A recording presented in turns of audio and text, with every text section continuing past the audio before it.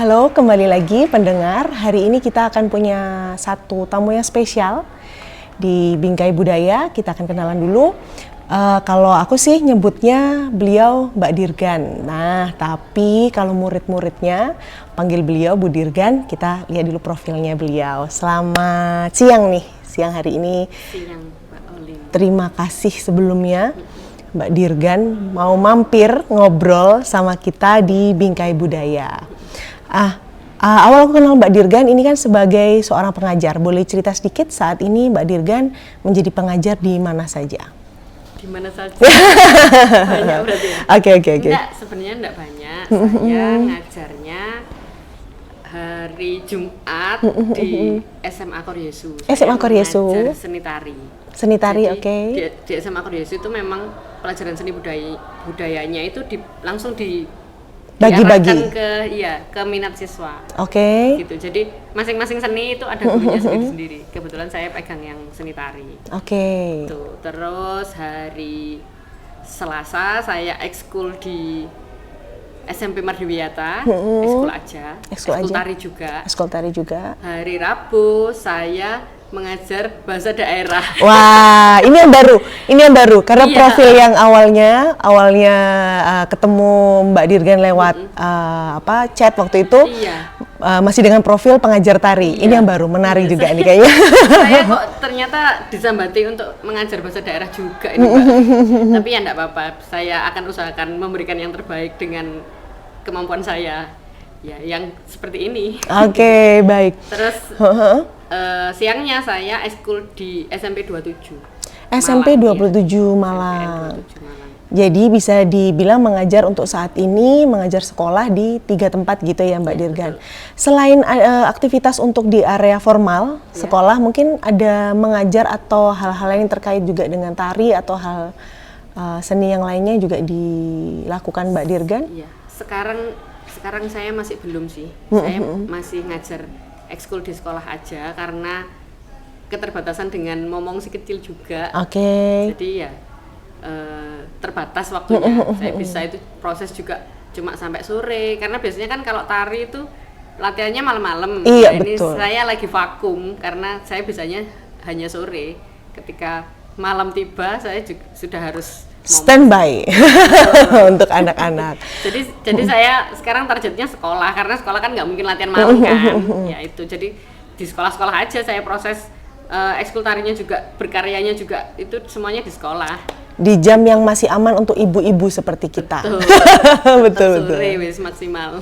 Oke, untuk Mbak Dirga nih saat ini kan sudah sampai di titik seorang pengajar. Ya. Boleh cerita dulu, kita flashback. Dulu kalau diingat-ingat pertama kali mengenal seni secara umum mungkin atau spesifik tari ini sendiri, entah itu yang diingat soal belajar menari atau tampil menari, itu usia berapa? Nah, ini sejarahnya sebenarnya mulai saya kecil. Jadi saya ini dibesarkan di keluarga yang kebetulan seniman Jawa semua. Wow. Gitu. Jadi ayah saya itu seniman Jawa, aslinya Magetan, terus kuliahnya dulu di Solo. Terus ibu saya juga seniman tari juga, dulu aslinya Surabaya, kuliahnya di STKW. Oh iya betul, di Tinggi Surabaya. Kesenian Watikta itu. Terus transfer ke IKIP, ambil tari juga. Jadi ayah saya di Solo, ambil karawitan, ibu saya di tari di IKIP itu. Dulu masih IKIP kan di Surabaya itu. Seperti itu. Jadi saya akhirnya ya lahir dan tumbuh. Lingkungannya sudah seni seperti itu. Jadi keluarga saya semuanya seni. Saudara-saudara ya, tante, om semuanya memang seni seperti itu. Itu naturally gitu ya? Naturally memang aku mau belajar, Iya, Bu, betul. atau nggak disuruh? Oh, nggak disuruh memang? Disuruh. Sebenarnya nggak disuruh ya, saya suka. Lihat ibu. Dari kecil saya suka. Wong buktinya itu kakak saya itu dari kecil nggak suka seni ya sudah sampai sekarang dia di informatika. Ini passionnya. Sama bapak ibu saya juga nggak arahkan kamu harus ke seni gitu juga enggak. Nah, Dikenalkan mungkin waktu kecil. Dikenalkan tetap dikenalkan, lingkungan semuanya juga seni, tapi memang passion kan dari nggak ke situ. Dari jiwa kan, dari dalam. Jadi kalau memang nggak ke situ ya sudah, tetap didukung sesuai passionnya sesuai sesuai minatnya. Saya sama adik saya yang kebetulan Tertarik. di seni. Oke. Seperti itu. Mbak Dirgan dari awal memang sukanya waktu itu pas kecil memang tari. Tari. Waktu itu inget gak pertama tuh belajar nari apa sih? Iya, ini saya Apa inget banget. Saya usia 2,5 tahun. Wow. Masih belum bisa ngomong. Wow. Itu saya sudah belajar nari cer-cer dulu. Cer-cer. Tari cer-cer. Oke. Bawa tutupnya gelas itu loh. Oke. Diikat di sini terus ditepuk gini bisa bunyi cer-cer gitu. Itu saya ikut-ikut aja sebenarnya. Itu saya lihat ibu saya waktu mengajar murid-muridnya di sanggar. Ibu saya dulu kan punya sanggar, jadi pelatih sanggar juga. Saya ikut-ikut aja waktu itu. Nggak nyangka kalau ternyata saya tuh bisa hafal, bisa ngikuti sampai akhirnya diikutkan pentas itu umur 2,5 tahun itu saya. Dan pede aja ya. Iya betul, dan nggak saya ada seneng. takutnya. Nggak, wes saya seneng banget. Masih ingat nggak tarian itu? Ingat sih. Saya juga semakin besar juga diajak sama ibu saya ngelatih juga. Ya melanjutkan ibu saya itu waktu itu di sanggar. Salah satunya tari cer-cer tadi. Iya, masih diajarkan. Masih. Wow. Masih. Di Surabaya itu. Itu momennya pertama ya diingat banget. Setelah itu dari orang tua kan akhirnya melihat nih, Mbak Dirgan ini panggilannya di rumah apa? Unin. Lucu banget. Unin ini saya suka nari. Akhirnya dari keluarga memfasilitasinya waktu itu apa ya yang diingat Mbak Dirgan? Yang saya ingat ya di sanggar itu kebetulan terus diikutkan lomba juga sih. Diikutkan lomba. Kalau sekolah kebetulan saya nggak diarahkan sekolah ini waktu SD SMP SMA-nya saya di negeri, di sekolah umum aja, nggak di sekolah kejuruan. Itu jadi saya benar-benar mendapat pengalaman menari itu dari ibu saya. Sudah wis di sanggar itu, di sanggarnya ibu saya itu. Kalau di sekolah saya malah belum dapat, nggak dapat dari SD sampai SMA itu nggak dapat. Sekolah umum aja ya. Sekolah umum aja. Baik. Terus mulai ikut lomba. Iya, ikut Kemudian, lomba. Ya ikut lombanya atas nama sanggar itu. Terus kebetulan sanggarnya itu kan waktu itu di bawah naungannya Dinas Pendidikan Provinsi. Jadi sering ada pergelaran ini wayang kulit. Wow. Nah itu rutin setiap 2 bulan atau setiap 6 bulan sekali gitu. Perform. Nah itu sanggar saya akhirnya selalu tampil di pembukaannya acara wayang kulit itu. Ya di kantornya Dinas Pendidikan. Jadi punya kesempatan untuk tampil. Betul. Paling nggak bisa dibilang rutin 2 bulan sekali tadi ya. Kemudian setelah itu, nah karena sudah lahir dan tumbuh besar di dunia seni, kemudian ibu pas ada sanggar juga, pasti ada momen diminta ibu untuk mulai mengajar. Iya. Ingat nggak pertama ngajar umur berapa? Waktu kelas berapa gitu? Waktu ngajar di sanggar. Di sanggar. Sudah dipercayakan untuk ayo ngajar ini atau ngajar anak-anak usia ini. Iya, SMP kayaknya. Wah, SMP udah ngajar. Iya, Kak, udah mbak jadi ngajar yang anak kecil-kecil. Wow. Itu sih SMP kayaknya sudah mulai mengajar. Jadi sudah mulai mengajar. punya pengalaman ngajar dari SMP. Udah panjang banget berarti pengalaman ngajarnya ya. Iya. Kalau dirasa-rasain seneng perform atau seneng ngajar? Kan penari pun ternyata punya passion juga. Betul. Akhirnya saya seneng ngajar. Kenapa tuh? Apa nih?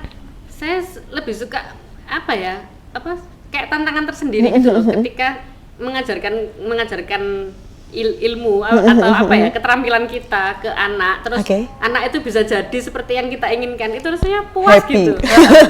Terus caranya juga menantang juga, maksudnya kita harus mempelajari karakternya si anak ini. Betul. Anak ini kayak gini, jadi ngelatihnya juga harus beda-beda.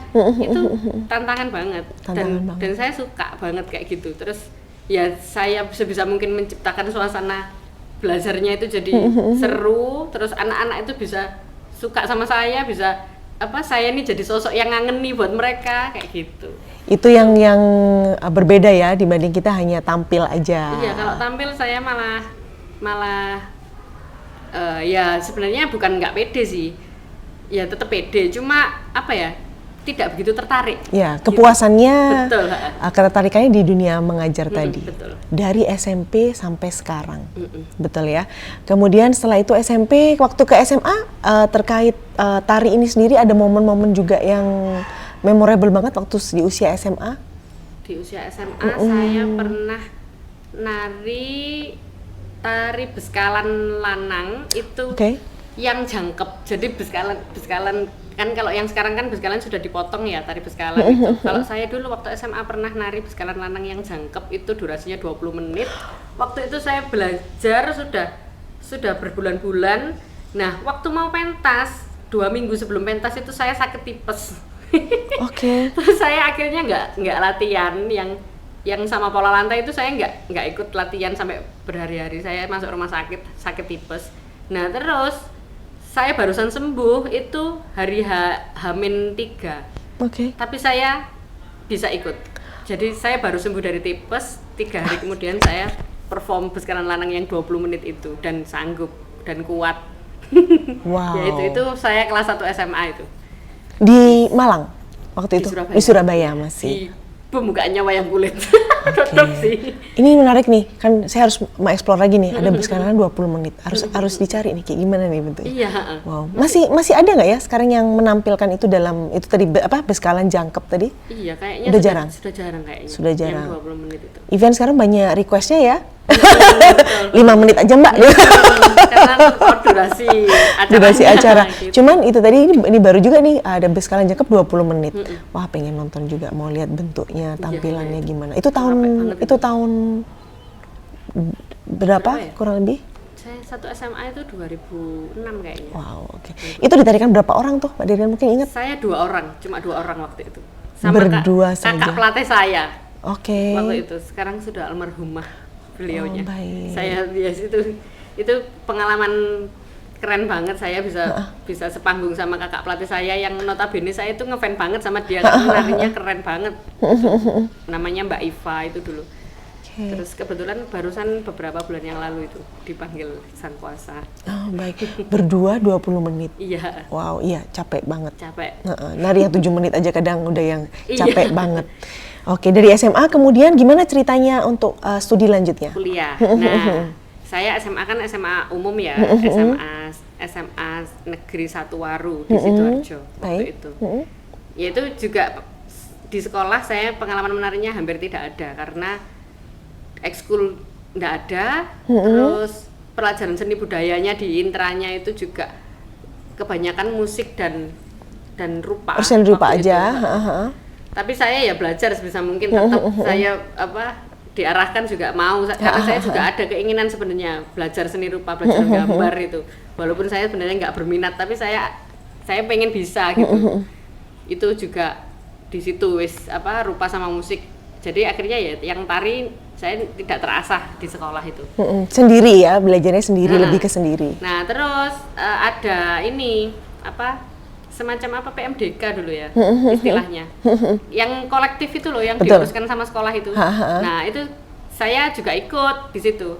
Saya ambilnya di UM, jurusan pendidikan seni tari. Waktu itu belum pendidikan seni tari dan musik. Kalau sekarang di UM itu pendidikan seni tari dan musik. Kalau dulu waktu 2009 itu masih pendidikan seni tari. Daftarlah saya di sana, diuruskan sama sekolah waktu itu kolektif. Dilalah langsung lolos. Jadi enggak ikut yang ujian. Saya enggak ikut. Jadi langsung lolos di jalur PMDK itu. Terus ada ini seleksi dari kampusnya. Jadi dipanggil, yang lolos PMDK dipanggil, terus seleksi dari kampusnya itu ya diseleksi sama dosen pendidikan seni tarinya itu. Terus ya sudah, saya lolos gitu aja. Terus akhirnya saya 2009 masuk di pendidikan seni tari UM angkatan 2009.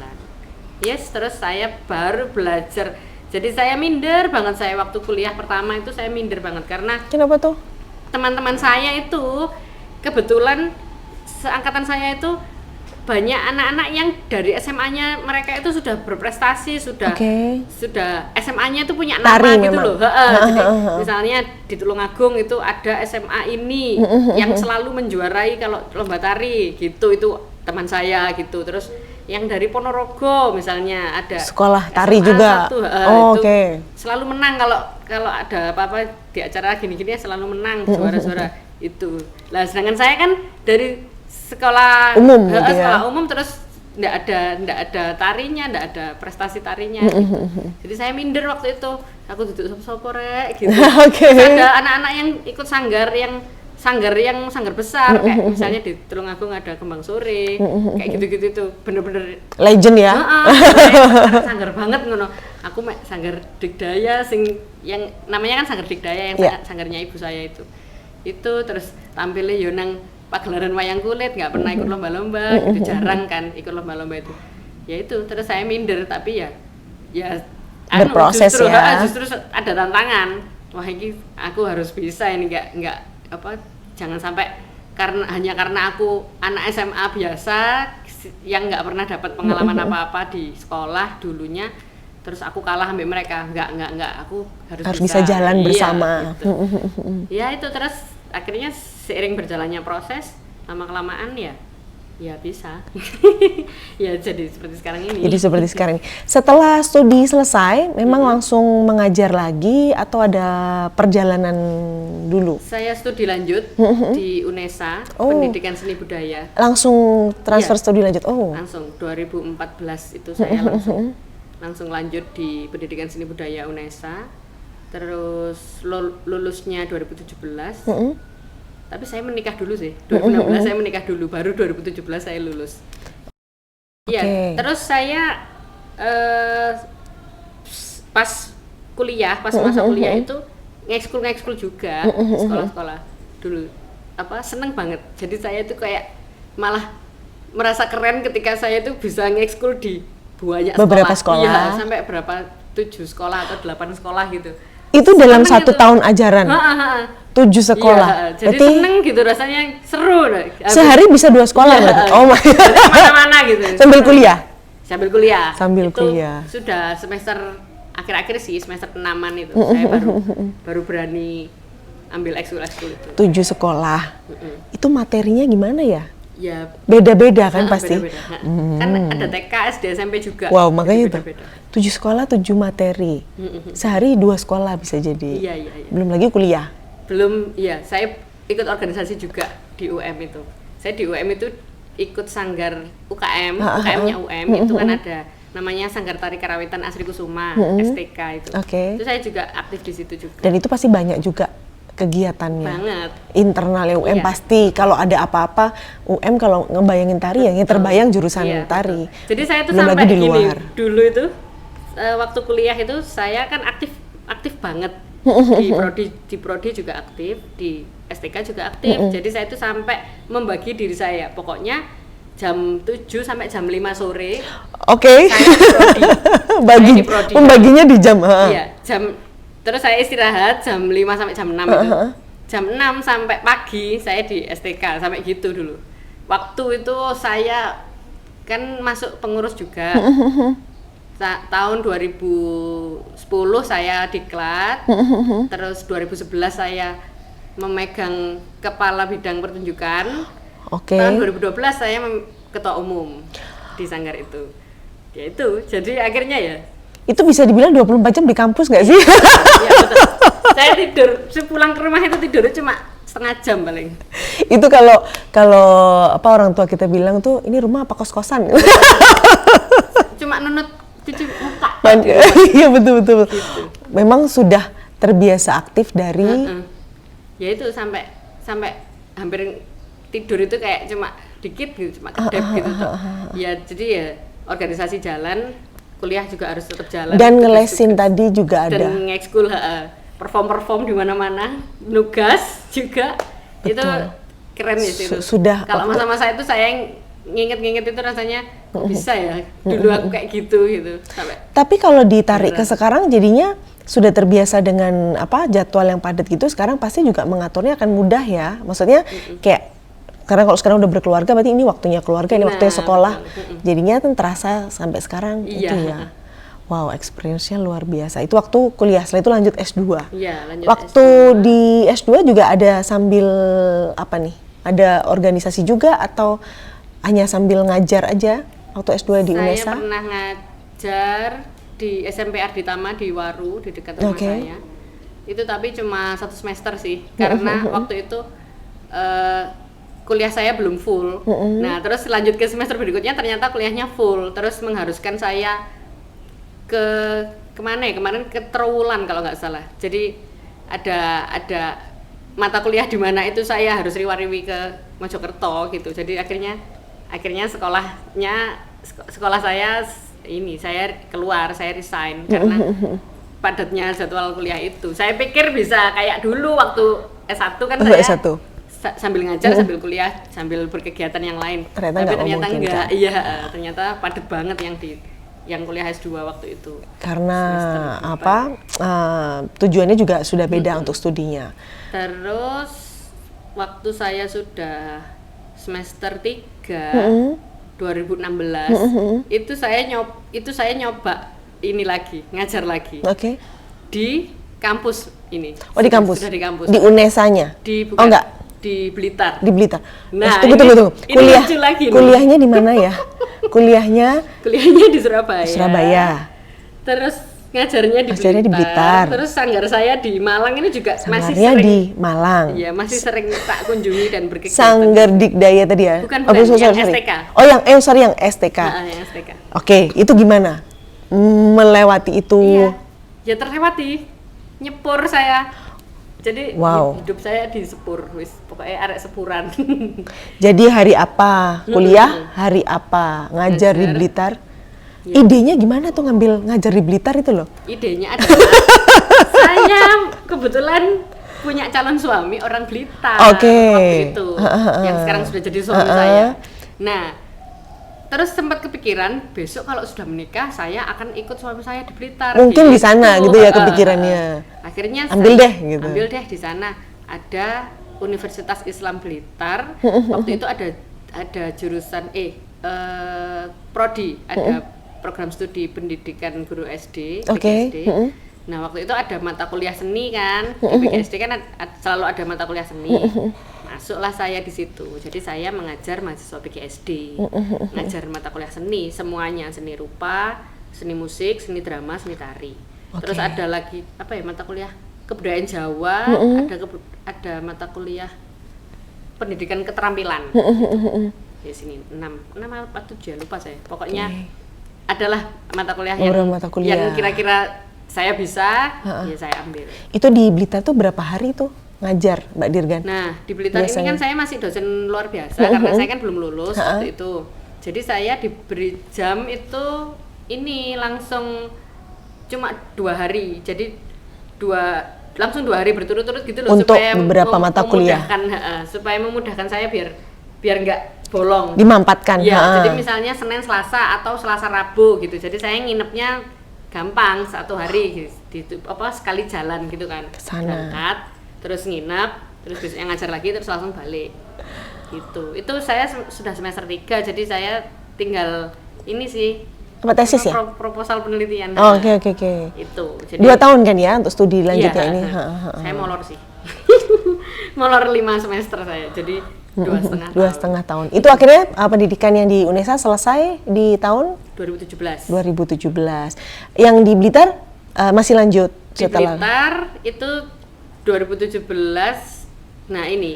Jadi saya di Blitar itu 2 tahun. 3 semester. 3 semester. Jadi 2016. Ngajar 3 semester. Iya, ngajar 3 semester. 2016 awal dan akhir sama 2017 awal aja. Itu. Jadi saya waktu menikah itu dilalah, ternyata suami saya diterima kerja di Malang. Oh, jadi ini ya di luar ekspektasi ternyata. Karena ternyata jalan Tuhan mau mengatur kami ke Malang. Nah, akhirnya ya mau nggak mau kan saya jadi riwa-riwi selama 2017 itu. Sudah menikah tapi saya masih ngajar di Blitar waktu itu. Jadi riwa-riwi saya. Terus sudah lulus juga waktu itu ini S2-nya. Berarti Surabaya sudah ditinggalkan, tinggal Blitar Malang. Iya, betul. Terus waktu itu kami setelah menikah belum dikaruniai omongan. Terus waktu itu ya saran dari orang-orang terdekat, bilangnya itu kayaknya kamu kecapean karena setiap hari riwa-riwi gitu kan. Terus akhirnya ya sudahlah, ayo ditinggalkan salah satu, harus ada yang ditaruh, harus ada yang diseleh gitu. Terus akhirnya oke, ijazah saya keluar, di Unisba saya itu sudah dioprak-oprak untuk segera ngurus NIDN waktu itu, tinggal nunggu ijazah, tapi ternyata saya malah resign, memutuskan untuk resign karena saya nggak berani ini kalau sudah di Blitar, suami saya di Malang kan malah betul. nggak gaduk-gaduk gitu. Jadi akhirnya saya justru malah ndeleh Unisba ini saya. Terus, untuk di Malang, stay di Malang, cari kerja di Malang supaya saya nggak riwa-riwi. Dilalah saya melepas Unisba beberapa bulan berikutnya, 5 bulan atau 6 bulan gitu, saya positif hamil waktu itu. Terus akhirnya ya wis, ini jawabannya kayak gini ternyata. Melepas satu hal yang besar untuk hal yang lebih besar. Betul. Keluarga, hal yang paling besar.